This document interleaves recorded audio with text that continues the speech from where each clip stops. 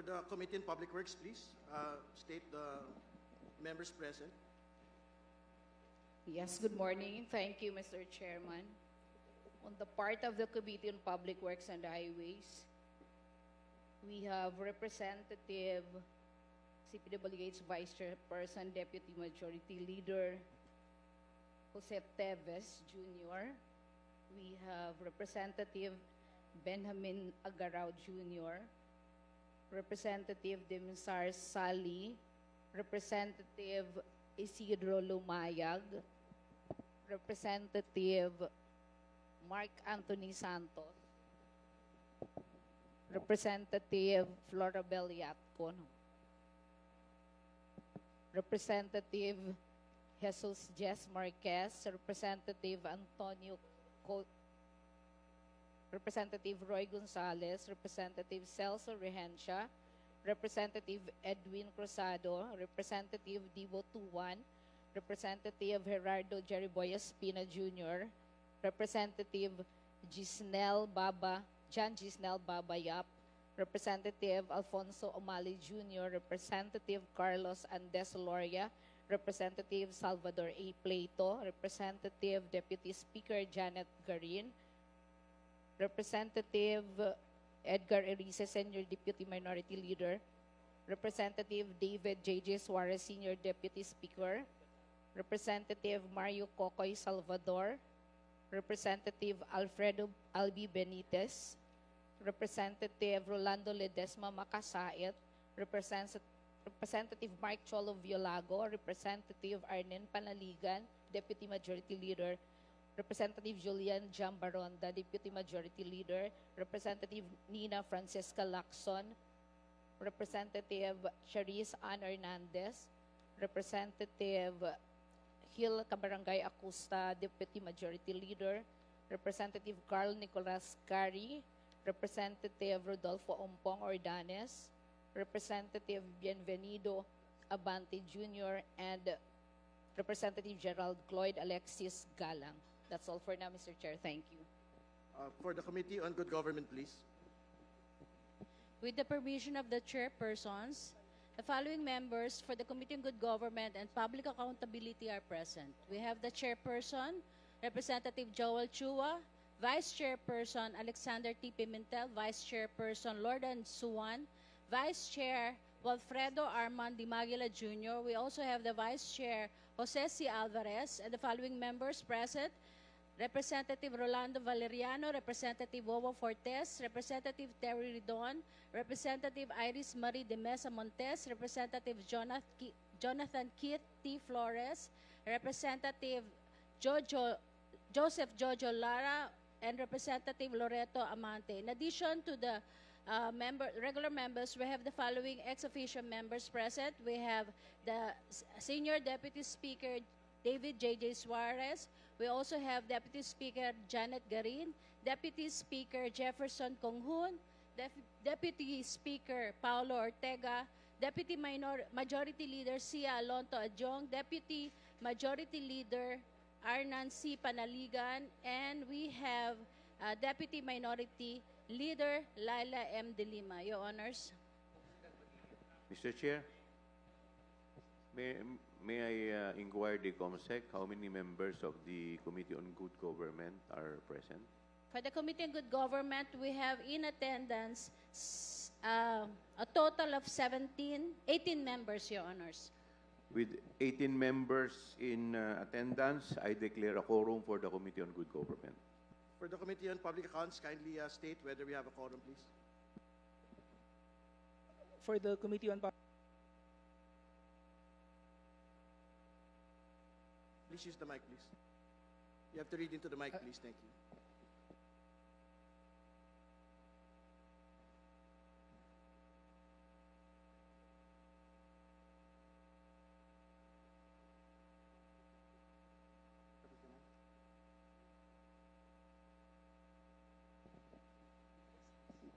For the Committee on Public Works and Highways, we have a total of 32 members and we have a quorum. Thank you, sir. So can we restate the quorum first for the Committee on Public Accounts? Maybe it wasn't read into the record, please.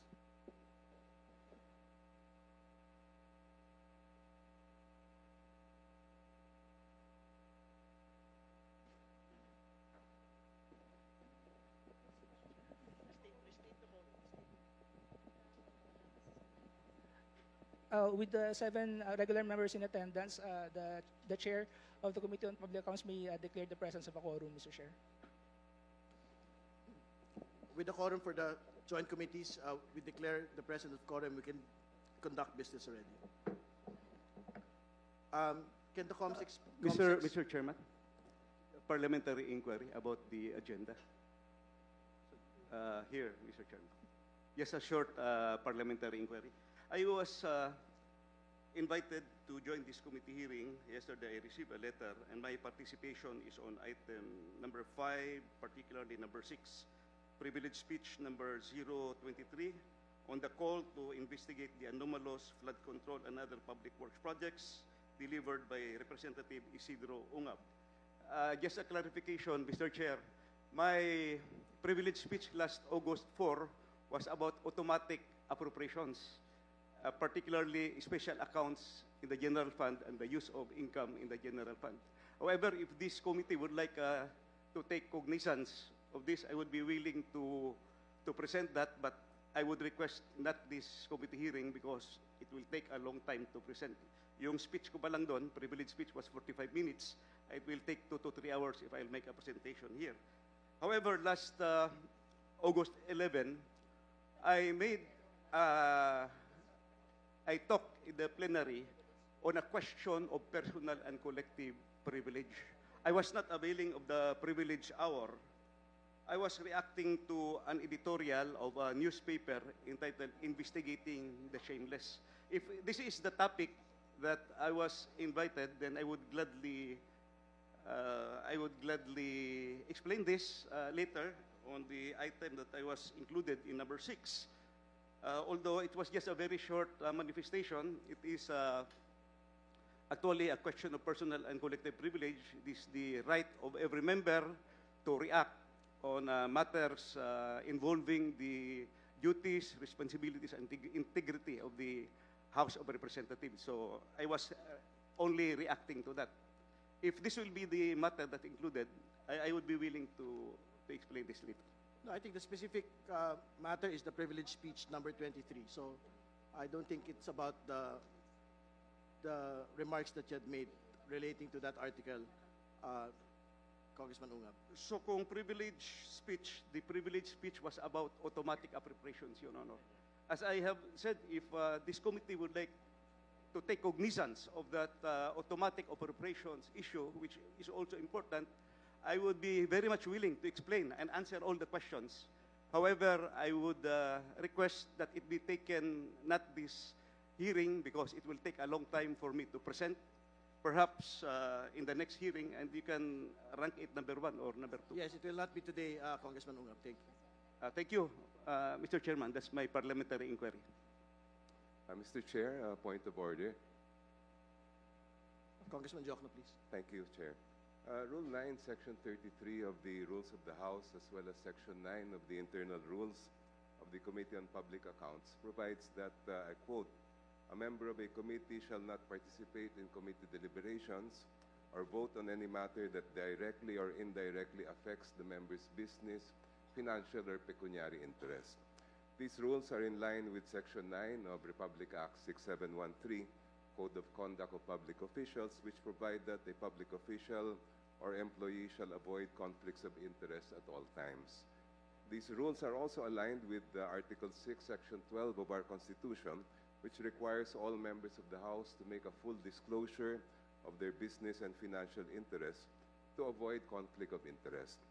A few weeks ago, Mr. Chair, Senator Panfilo Lacson publicly stated that there were at least 67 members of the House of Representatives during the 19th Congress who were operating construction businesses that bagged projects that they themselves had allocated funding for. And I quote, "Noong 2022, pagsimulan ng new Congress noon, natanong ko ang isang kaibigan kong congressman kasi curious ako bagong bukas ang Kongreso. Ilan ba ka ako sa bilang mo, ilan ang contractor dyan sa Batasan? Sabi niya, huling bilang ko sa ngayon 67, pero alam ko meron pang iba. So noon, 67 na, as of 3 years ago. Siguro ngayon, ang iba, naengganyo, mag-contractor na lang tayo. O kaya, kamag-anak ang mag-handle ng kumpanya ng kanyang construction company para makamenos sila. Given this revelation, Mr. Chair, by Senator Lacson, I believe we need to assure the public that this investigation will not be a whitewash and that no members of the three committees conducting this investigation have a conflict of interest. I therefore move, Mr. Chair, that before we proceed any further with this joint hearing, all the members of the Committees on Public Accounts, Public Works and Highways, and Good Government and Public Accountability make a full disclosure of their financial, business, or pecuniary interest that may be directly or indirectly affected by any investigation into the government's past or present flood control projects. So move, Mr. Chair. Mr. Chair, There is a motion. before we tackle the motion, I'm actually seconding the motion of the Representative Chel Jokno. But I'm compelled or constrained to make this intervention to support the point of order raised by Representative Jokno. Indeed, it's very clear in the Constitution and even in the rules that there has to be disclosure of any possible conflict of interest, any interest in business interest, financial interest of any member of this committee. But I am raising a more fundamental question, if I may, because this is also something like, it's a prejudicial question actually. Thank you very much, Mr. Chair, my dear colleagues. During the plenary session last August 20, resolution number 145, which authorized the three committees, namely the Committees on Public Accounts, Good Government and Public Accountability, and Public Works and Highways, to conduct a joint inquiry into infrastructure projects, particularly flood control projects, was adopted over this representation's objection. In a viva voce voting, the ayes prevailed. This representation now reiterates for the record our opposition to the instant proceedings. In plain terms, I object to the House itself investigating this very significant, even very sensitive matter. When the House of Representatives investigates anomalies in flood control projects, we must ask, is it wise? Is it prudent? Is it proper for this chamber to investigate itself when there are already reports that some members here may be involved in these very projects, just mentioned by Representative Jokno, citing Senator Ping Lacson. I have raised this before, and I repeat it today. Conflict of interest here is not theoretical. It is not distant. It is real, and it will shape how this inquiry is seen or perceived, especially by the public. Where one is most probably the subject of the investigation, or is likely and liable to be a suspect, or has a personal interest of not being punished himself as an outcome of the investigation, he should not be part of the investigation. This is the most basic principle that in law school we are asked to memorize the Latin maxim that embodies it. Nemo tudex in causa sua. No one should be a judge in their case. Let us be honest with ourselves. Imagine a whistleblower sitting in the witness chair before this committee, holding back the truth because the very politician he fears is seated at the panel. Imagine contractors trimming their testimony, careful not to offend a powerful member whose signature they need for the next project. Imagine colleagues whispering in hallways, cutting deals to shield one another, or stretching the process until the public grows tired and distracted. Hindi po ito haka-haka. Ito ang realidad sa ating lipunan. Conflict of interest happens the moment those who may be implicated are given the power to decide how far or how shallow an investigation should go. Even our Supreme Court has been clear. Lawyers here would know the legal principle. Due process and justice requires impartiality. Jurisprudence abounds on this legal principle. I do not have to mention those cases.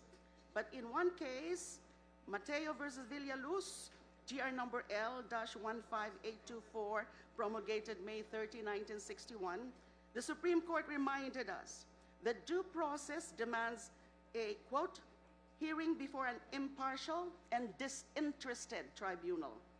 end of quote, and the, quote, cold neutrality of an impartial judge. If even judges and commissioners are disqualified for far less, how much more when legislators stand to be investigated for billions in flood control funds? Kung sa husgado hindi pinapayagan, bakit dito sa Kongreso papayagan? Some will say, we can always assure fairness, transparency, and justice. We can always commit that this body will be impartial. But will the people believe these assurances when they already know, alam na alam ng taong bayan, that corruption in infrastructure has been rampant and blatant? Every Filipino has heard of ghost projects, of commissions, kickbacks, of substandard work that crumbles as soon as the ribbon is cut. People have heard about the involvement of elected public officials, including members of Congress, both houses of Congress. This is common knowledge. This is the uncomfortable truth. On the issue of anomalous flood control projects, some politicians reportedly act as contractors for their own government-funded infra projects or the ghost projects, a clear case of conflict of interest. Now, there are reports, I think yesterday, that Malacanang is preparing an executive order to create an independent commission to probe alleged flood control anomalies. Whether through such an EO or through a legislation, the point is clear. There are alternative paths that can give this investigation the credibility it needs. Kung gugustuhin, posible. What matters is that the process stands above politics and earns the confidence of the people. Mr. Chair, I therefore register my continuing opposition to the holding of this joint hearing under House Resolution number 145. What is at stake here is greater than the reputation of any individual House member. It is the institutional integrity of this House. To my colleagues, I say, let us earn the trust of the people by choosing a process whose credibility is beyond question. The Filipino people deserve an investigation that rises above politics and truly serves the ends of truth and accountability. Maraming salamat po. For the record. Mr. Chairman, just an interjection from an older member of this House. I respect. Yes, Your Honor. Very important. I respect the opinion, the comments of our two members. But if we go back to the motion or the precedence of motions, the question that was raised or the point that was ordered by the Honorable Diokno is in the form of a point of order. So we did not entertain a motion. It is the chair who will rule that the point of order is in order or well taken or not. So I move that the chair will rule on the point of order. No, we can discuss it first before making a rule. Any other- Deputy Speaker Garin, please. Mr. Chairman, with due respect to the Honorable Shell Jokno and of course Secretary Laila de Lima and my very good friend Sid Ungab. Yes, indeed, I saw the news report when Senator Ping Lacson mentioned that there are approximately 67 congressmen and more who are involved in projects. However, Mr. Chair, in the subsequent interviews that he gave, he mentioned that he cannot give names because it was one of the members of Congress who fed this information. I am not objecting to an investigation to uncover the 67 congressmen, if ever they exist. However, Mr. Chair, what I am worried is the fact that the oversight powers of Congress will be clipped in the guise of conflict of interest. Ang sa akin lang po, nirerespeto ko po ang sinasabi ni Congressman Shell Jokno at ni Congresswoman Laila de Lima. Subalit, itong mga nakarang araw, kung titingnan natin ang budget ng Department of Public Works and Highways, nagugulat ako. Kasi tila may pumasok sa NEP na mukhang hindi naman dumaan galing sa baba. There is a big possibility that the needed projects are changed to wanted projects. Ang want ay gusto pero walang benepisyo sa taong bayan. Ang need ay kailangan. And with the current budget deliberations and the oversight powers of Congress, it's time for us to uncover the process and the system. Bakit ba paulit-ulit ito na nangyayari? Let the investigation proceed. Let the third-party investigation proceed to uncover the people behind this. But let us not forget that we cannot just sit and be taken out, that we are the voice of our people and we need to correct the system. Kasi kung paulit-ulit ito na nangyayari, saan ba nagsisimula ang virus na ito? With that, Mr. Speaker, there was a point of order. I am not sure which section was violated. May I therefore ask for the ruling of the chair? Mr. Chair, before Mr. Chair, that, Mr. Chair, Deputy Majority. actually, Adyong, please. actually, as not- I've It's understood, not your turn, Congressman Rice. Deputy Chair. Majority Leader Adyong, please. Yeah, thank you, Mr. Chair. Before we act on the motion of Representative Diokno, again, I also re-echo the sentiments of my colleagues here, respecting the position of Congresswoman De Lima and Congressman Shell Diokno. Actually, last week, it was referenced by Congresswoman De Lima that the basis for this TRICOM to convene is the House resolution that we adopted, ES 145. Mr. Chair, let us compartmentalize the issue. Number one, Mr. Chair, the purpose of this committee is not to pass on judgment, culpability of those who are mentioned by whoever, no, by Senator Lacson.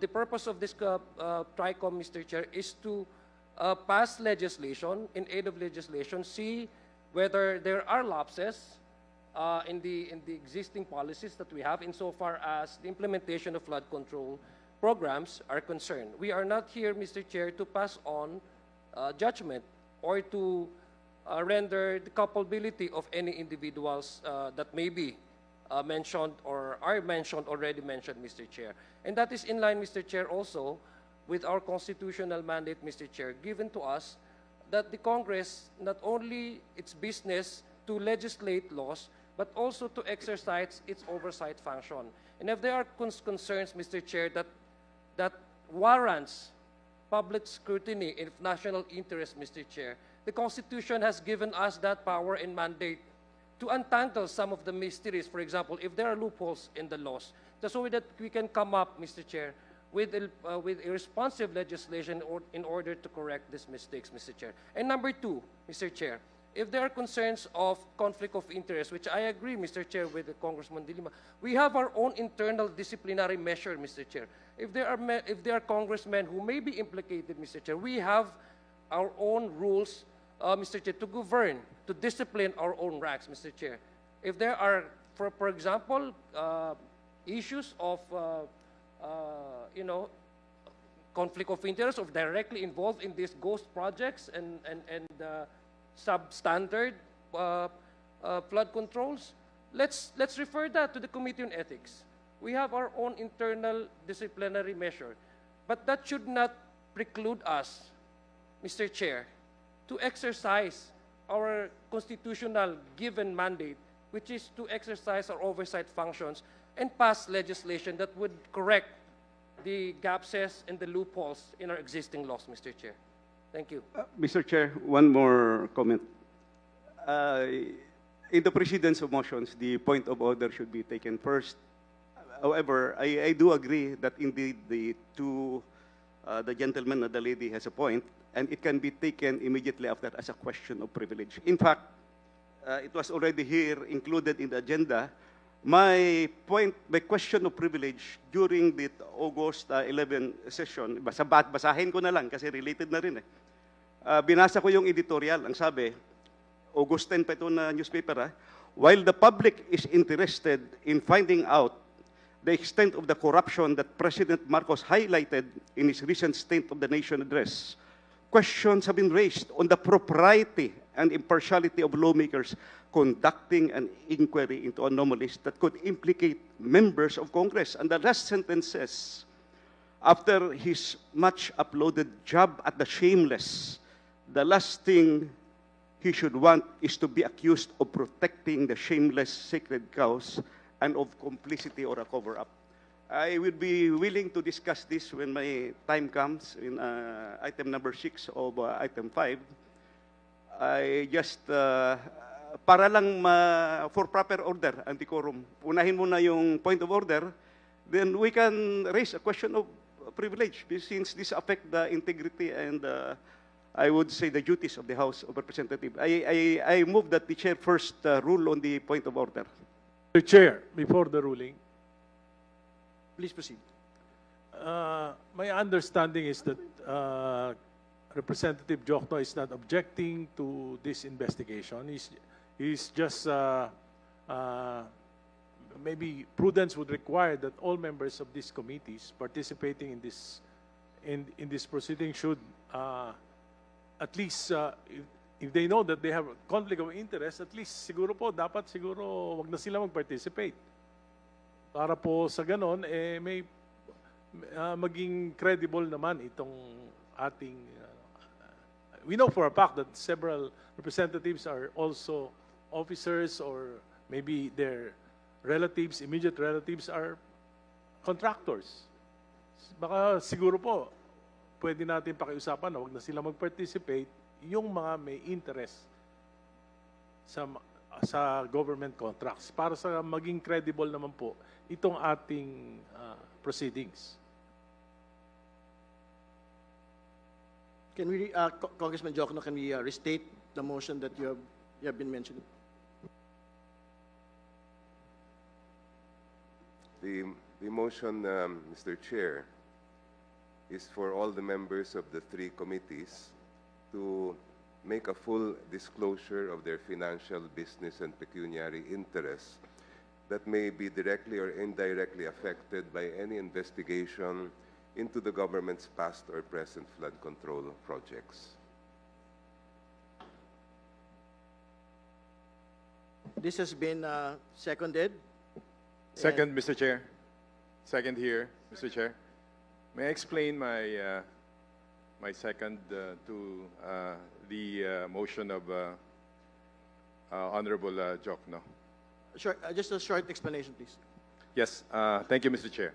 As a member of the majority, Mr. Chair, in the interest of upholding the integrity of our proceedings, I respectfully seconded the motion of Honorable Shell Jokno that any member who may have a direct or indirect interest in the subject matter should inhibit themselves from participating in this deliberation. Mr. Chairman, This is not, excuse me po. sir, last point lang. I suggest that since we are now entertaining a motion, the Honorable Jokno first withdraw his point of order para ma-entertain natin yung motion. Just Yes, to interject, sir. Thank you, Mr. Patuloy po kayo. Pero yung sa akin, suggestion ko, the Honorable Jokno will withdraw his point of order para diretso tayo sa motion. If mag-agree ang chair. May I finish my... This is not to cast doubt on anyone's integrity, but rather protect the impartiality of the committee and avoid perception of bias. Our duty is to ensure that the decisions are made solely on the merits of the issues before us, free from any conflict of interest. Thank you, Mr. Chair. Thank you, Congressman. So can you restate the point of order, please? I think it has been transformed into a motion. Yes. Mr. Chair, very quick interjection, Mr. Chair. I believe earlier it was a point of order, but later on the Honorable Shell Jokno amended it as a motion that all those with conflict of interest or possible involvement in these flood control projects inhibit themselves from the investigation. It was duly seconded by the Honorable Laila de Lima and the Honorable Santos. Maybe, Mr. Chair, may we get your ruling on the motion? Point of clarification, Mr. Chair. The motion pertains to making a full disclosure of such business, financial, or pecuniary interest. It does not yet state about inhibition. if after such disclosures are made, then perhaps we can speak about. Yes, the motion is relating to the disclosure of members. Yes, Your Honor. On whether or not there exists a conflict of interest. It has been seconded. Are there objections to the motion?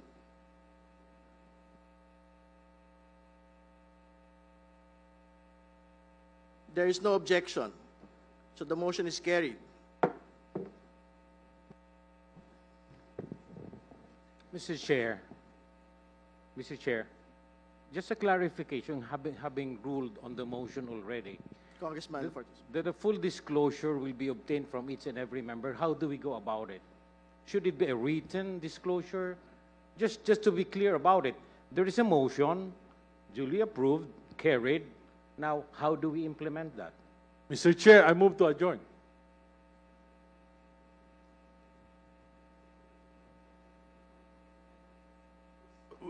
To proceed, we'll have to get all the disclosure of the members of these committees. And we cannot do that today. Session suspended.